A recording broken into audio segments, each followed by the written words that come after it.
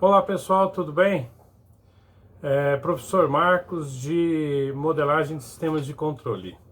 Hoje nós vamos dar uma olhadinha no modelo conceitual da cinemática de um sistema antropomórfico. Então eu tenho um robô e eu quero fazer um modelo matemático para o robô. Como é que eu faço como é que eu aplico quais as ferramentas que nós vamos aplicar para fazer o modelo conceitual dele? O modelo que nós vamos usar é o modelo de Denevich-Rattenberg. É o modelo mais consagrado para a modelagem de um sistema antropomórfico e que vai nos permitir identificar qual o comportamento cinemático dele e a partir daí desenvolver os algoritmos computacionais para o controle dele, ok? Bons estudos para vocês!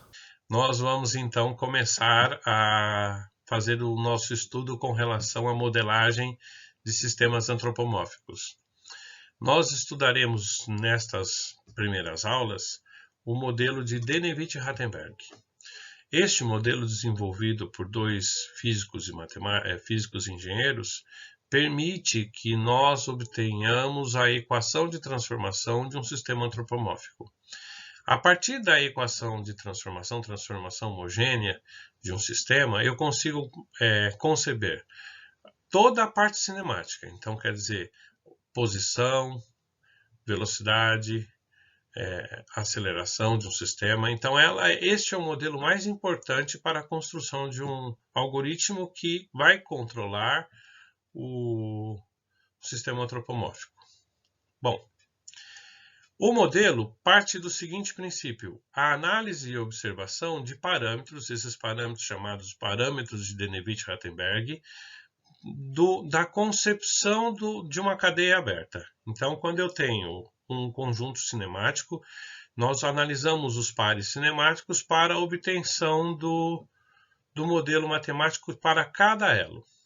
E depois o produto deles vai resultar na matriz de transformação homogênea. Parte do seguinte princípio: adota-se 3 elementos fundamentais para a modelagem. O primeiro, que cada um dos elos apresenta movimento, ou seja, é analisado distintamente.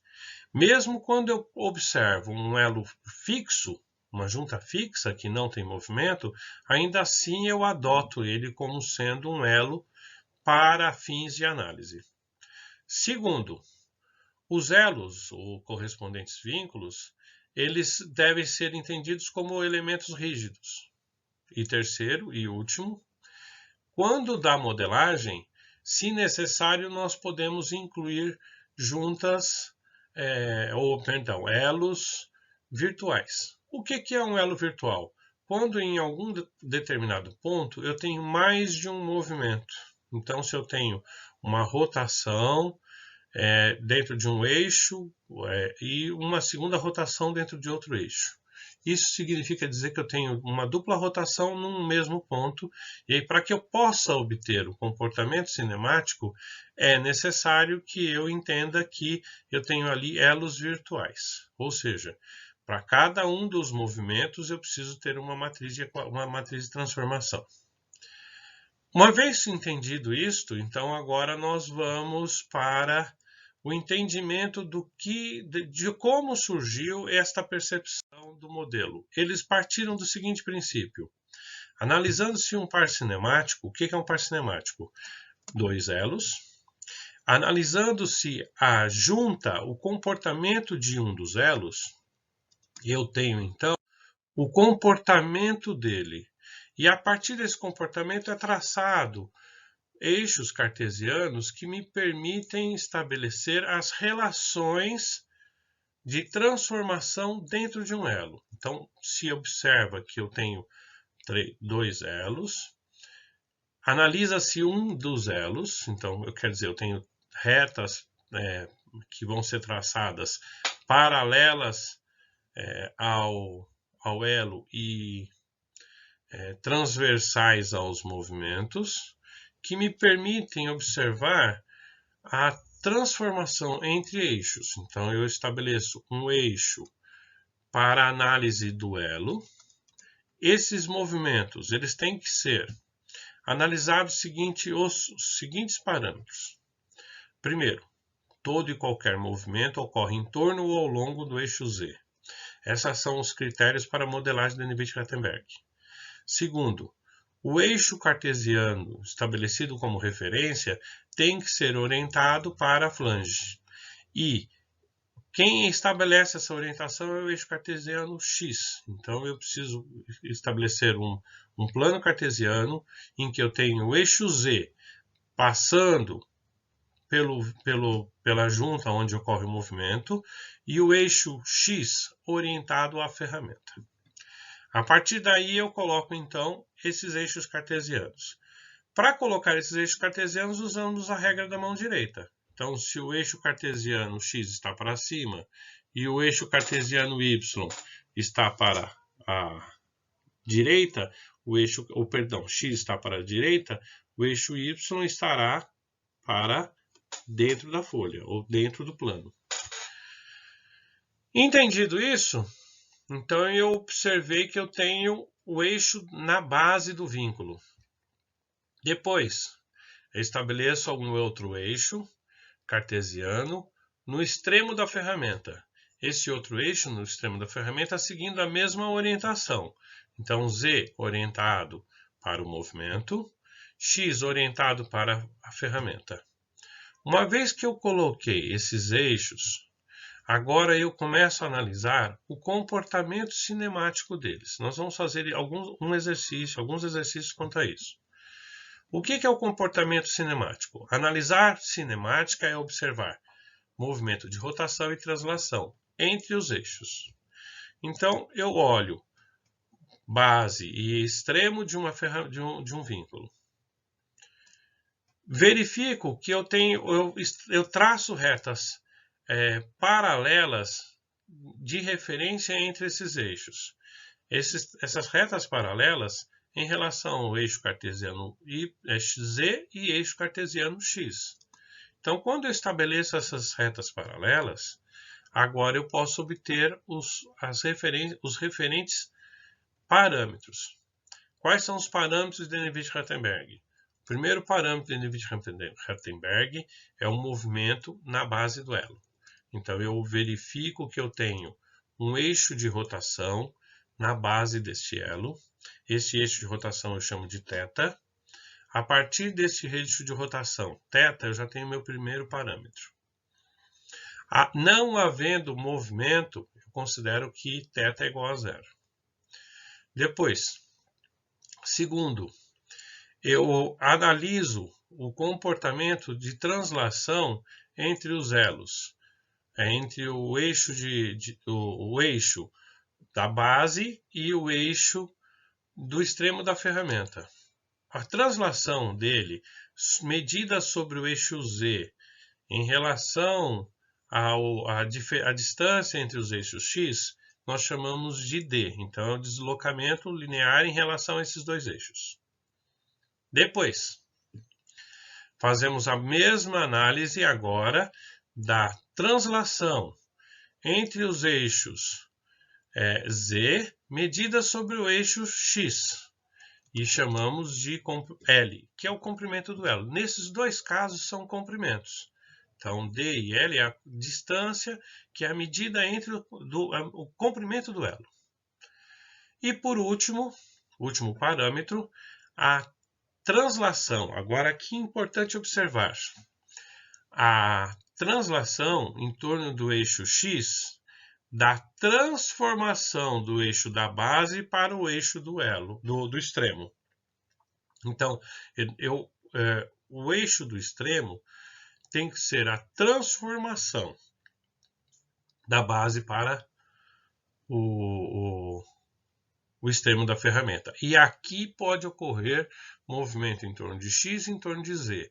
Movimento em torno de X e em torno de Z, ambos em relação a graus. Então, eu não vou olhar um ângulo θ igual ao da base, mas sim um ângulo de 90, de 180 graus e assim sucessivamente.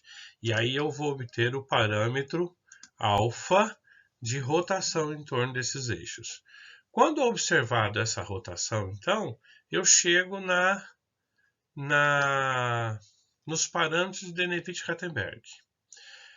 A partir daqui, então, nós começamos a fazer a escrever a matriz. Então, quer dizer, se eu tenho uma matriz de rotação em torno da base, eu tenho uma matriz de translação ao longo do eixo Z, eu tenho uma matriz de translação ao longo do eixo X e uma matriz de rotação em torno do eixo X, aí eu obtenho a matriz de transformação homogênea para o vínculo, a matriz do vínculo, que é o produto dessas transformações. Beleza, gente? Joia. É fazendo este estudo que eles chegaram à seguinte percepção, que se eu tenho esta matriz, essa matriz é a matriz para cada um dos vínculos. O produto dessas matrizes resultará na transformação homogênea de um vínculo. E que as matrizes de transformação vindas lá da álgebra linear, tá? Então isso daqui não é propriamente, exclusivamente da engenharia, tá? Da engenharia de controle. Isso daqui é utilizado, por exemplo, na computação gráfica, é utilizado na álgebra linear.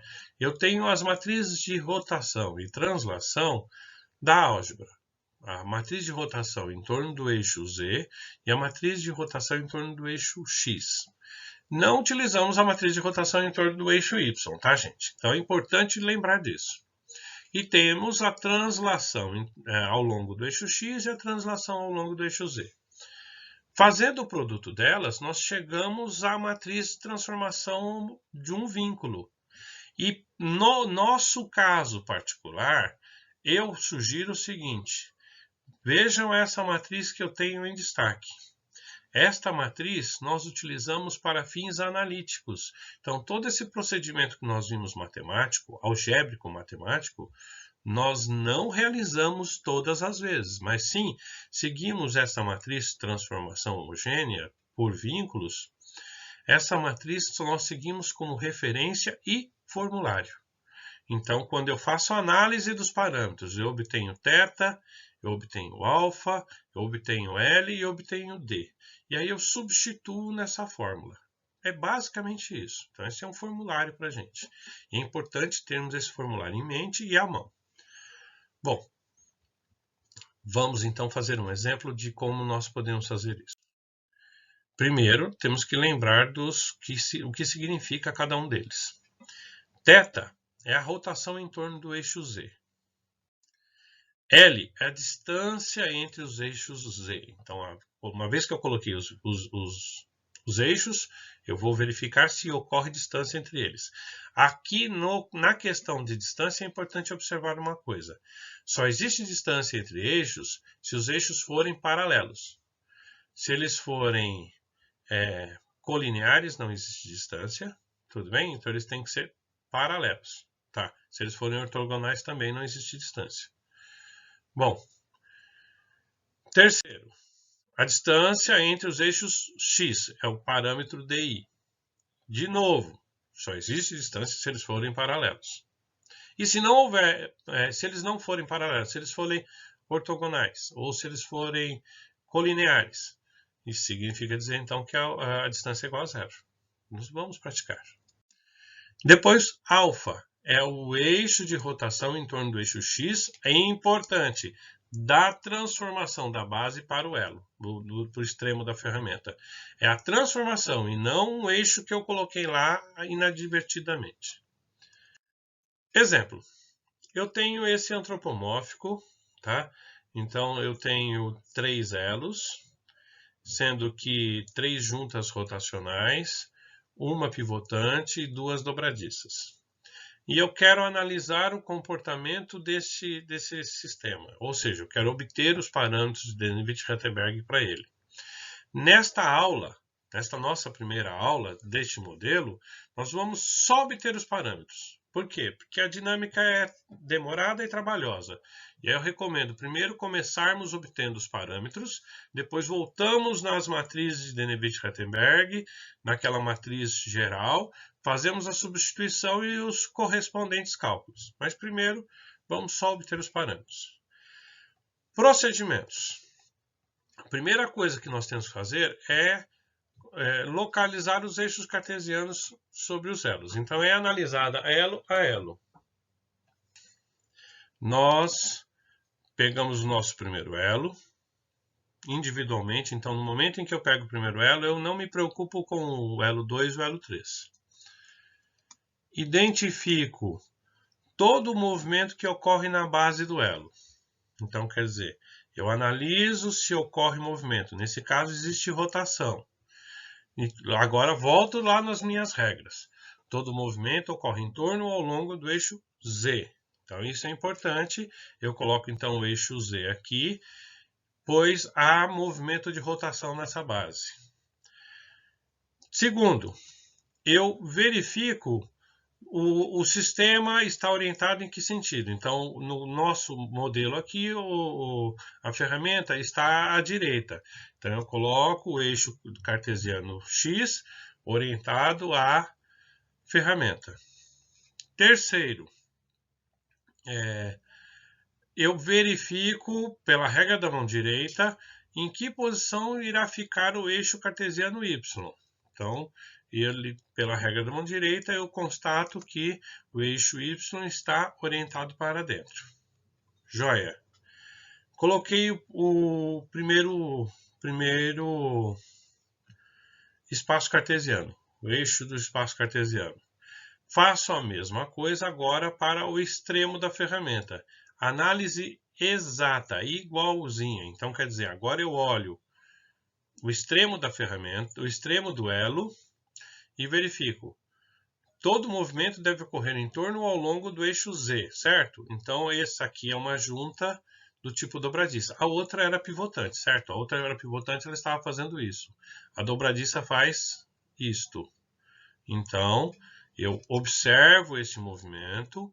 O eixo Z tem que estar em torno ou ao longo deste movimento. Então, significa dizer que o eixo Z passa por dentro deste vínculo.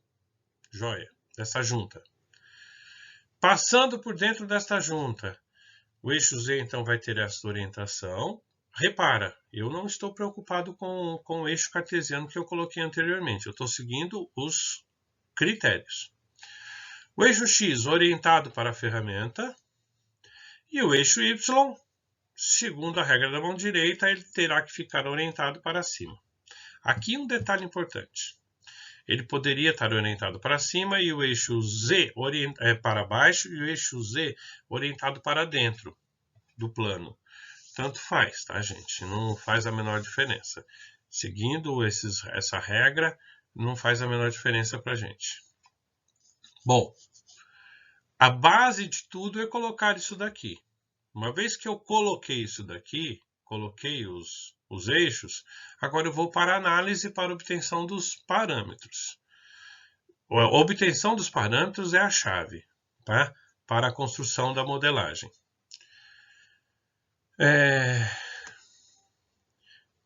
Faço a mesma coisa para o elo seguinte.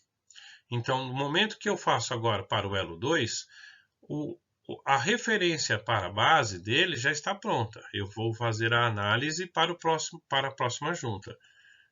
Fazendo a análise na próxima junta, todo o movimento está em torno ou ao longo do eixo cartesiano Z. Então, se é do tipo dobradiça, eu tenho o eixo Z passando por dentro do elo, da junta.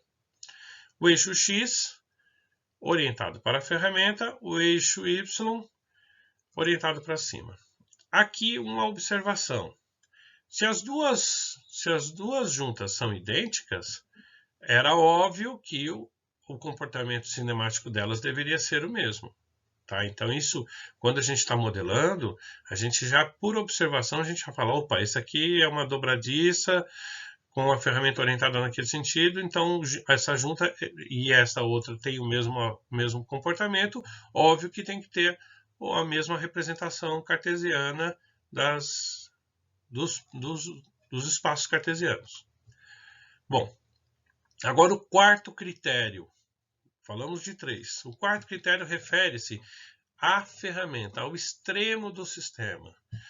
O quarto diz o seguinte, que o eixo cartesiano colocado no extremo da ferramenta, porque nós analisamos as referências entre eles, tem que ser idêntico ao anterior. Então, quer dizer, lá na flange, o meu eixo cartesiano deve ser igual ao anterior. Então, se eu tenho o eixo 0, o eixo 1, o eixo 2, o eixo 3 tem que ser igual ao eixo 2. Perfeito. Construir as referências cartesianas para o sistema. Uma vez construídas as referências cartesianas para o sistema, agora nós vamos analisá-los individualmente, elo a elo. Primeiro, lembrando os parâmetros. Então, olha só, θ é rotação em torno do eixo Z. L, distância entre os eixos Z. D, distância entre os eixos X.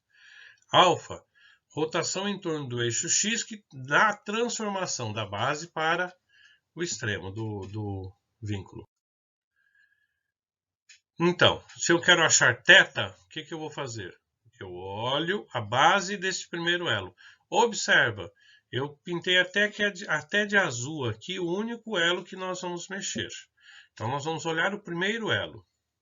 Olhando o primeiro elo, eu faço uma tabelinha que eu tenho os meus parâmetros e a referência para cada um dos elos. Olhando o meu primeiro elo apenas, eu tenho uma rotação na base. Uma rotação do tipo dobradiça ou pivô, tanto faz, mas eu tenho uma rotação aqui. Neste caso é pivô.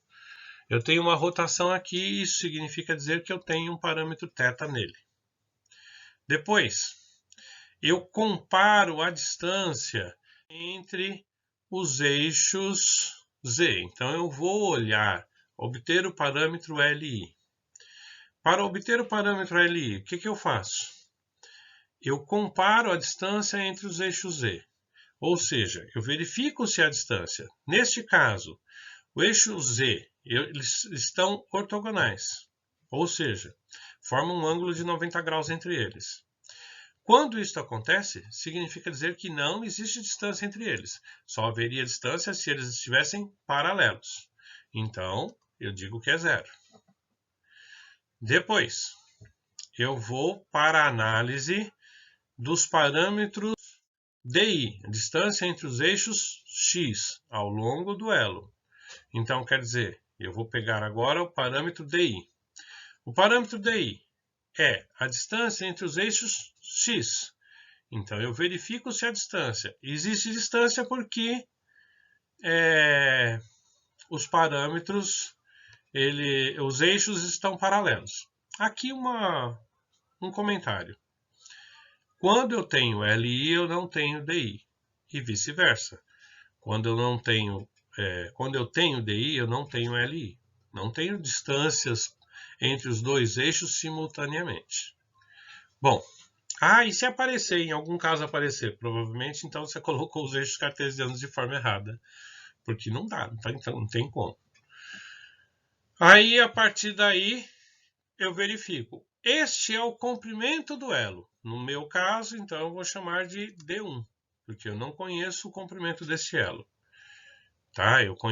Nós estamos achando uma equação e não físico. Na prática, vamos supor que esse elo tem 5 metros, ou 30 centímetros, ou 2 metros. Então, será essa distância, essa constante. Depois, agora vamos para o parâmetro alfa, parâmetro αi. O parâmetro αi é a rotação, a transformação de rotação do eixo da base para o extremo do elo. Agora, analise o comportamento da rotação. O eixo X ele está fixo nos dois eixos. E ocorreu uma transformação em função do movimento. Ou seja, ocorreu uma rotação em torno do eixo X em torno do movimento. Eu recomendo aqui agora que vocês extrapolem do modelo os eixos. Então, eu simplesmente copiei o eixo 1 e analiso que ele ocorreu uma rotação em torno de 90 graus. Como é que eu faço essa observação? O eixo Y ocupou a posição vetorial do eixo Z, certo? Então, ele rotacionou de Y para Z. Isso é 90 graus. Poderia ser menos 90 se fosse o movimento contrário. Então, 90 graus em torno do eixo X, chegando a este plano cartesiano, a esta representação, que é a representação do extremo da ferramenta. Então, esta é a rotação que ocorreu da base para o extremo do elo. Eu tenho falado ferramenta, o extremo do elo. E agora sim, eu tenho meu parâmetro. Então, ocorreu em torno de alfa, o parâmetro alfa, em torno de x, uma rotação de 90 graus. Agora eu vou para o elo seguinte. Analisando o elo 2, seguindo os mesmos princípios, eu obtenho os parâmetros. Aqui uma recomendação que eu tenho feito sempre em sala de aula ou virtualmente. Para o vídeo, tenta achar os parâmetros para verificar se você entendeu o conceito. Se você entendeu o conceito, excelente. Você vai obter os parâmetros com folga. Se você ainda não entendeu, para tentar focar o que você ainda não entendeu, para depois dar continuidade. E a gente pausa, você pausa o vídeo, tenta fazer, e aí reinicia a rolagem do vídeo e vamos à correção. Bom, pensando no princípio que você seguiu a minha recomendação, significa que você agora voltou para uma correção. Então, vamos à correção. Eu quero obter os parâmetros do elo 2. Qual que é eu sigo a ordem dessa nossa tabela. Então, eu vou obter θ, L, D e alfa. Θ é rotação na base do elo. Então, eu observo que aqui eu tenho uma junta do tipo dobradiça. Então, tem uma rotação, certo? Se tem uma rotação, significa que eu tenho um valor θ, um θ2. Joia. Agora, eu vou para o parâmetro L. O parâmetro L é a distância entre os eixos Z. Os eixos Z1 e Z2, eles estão paralelos, ou seja, existe distância entre eles. Então, eu tenho um L2. Depois, parâmetros D é a distância entre os eixos X. O eixo X1 e X2, eles são colineares. Ou seja, eles são o mesmo vetor, não existe distância, é zero. E agora a transformação entre o eixo da base do elo para o extremo. Notem que o eixo 1 é idêntico ao eixo 2. Isso significa dizer que não houve transformação, não houve rotação em torno do eixo X. Então, alfa é zero. Tudo bem? Joia. Uma vez que eu obtive esses parâmetros, eu já consigo fazer a análise do próximo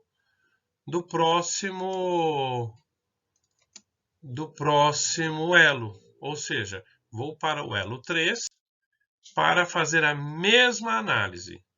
De novo, faço a recomendação. Faço uma pausa. Essa pausa agora é de alguns segundos. Tente fazer. E depois vamos à correção. Bom, supondo que você fez a pausa e que obteve os parâmetros, a correção corresponde ao seguinte. Bom, primeiro um comentário. Notem que o comportamento cinemático é o mesmo. Se o comportamento cinemático é o mesmo, os parâmetros têm que ser o mesmo. Se você tiver conseguido fazer essa observação, excelente. É só simplesmente verificar os parâmetros do elo anterior e corrigir os índices. Se não, vamos à concepção individual de cada um dos parâmetros. Θ, rotação em torno do eixo Z. Existe rotação em torno do eixo Z na base do elo 3. Então, nós chamamos de θ3. Depois, L, distância entre os eixos Z. Os dois eixos estão paralelos, logo, existe distância entre eles, L3. Depois, D, distância entre os eixos X. Olha só, igualzinho ao argumento anterior. Os dois são colineares, portanto, não existe distância entre eles. Então, 0. E, por último, rotação de transformação entre o eixo da base, então é o alfa, da base ao extremo da ferramenta. Observa que a minha base tem exatamente o mesmo comportamento do extremo da ferramenta, ou seja, alfa é igual a 0. Ok? Joia. Esta é a tabela dos parâmetros de Denevit-Rattenberg. A partir desta tabela dos parâmetros de Denevit-Rattenberg, que é a base da modelagem, eu coletei os parâmetros, eu já tenho condições de fazer um modelo matemático, a função que resulta no modelo. Então, eu tendo estes parâmetros, agora o próximo passo é o quê? Substituir na matriz de transformação definida por Denevit-Rattenberg. Eles definiram esta matriz e a partir daqui eu consigo pegar os parâmetros elo por elo. Então, para o primeiro elo, eu substituo os parâmetros do primeiro elo na matriz. O que é substituir? Substituir θi por θ1, substituir Li por L1, Di por D1, αi por α1. Substituo esses parâmetros, faço os produtos das constantes e obtenho uma matriz resultante para cada um dos elos. Entretanto, agora, nós não vamos dar sequência nesse procedimento. O que nós vamos fazer? Fazemos uma pausa. O filme já está ficando um pouco longo.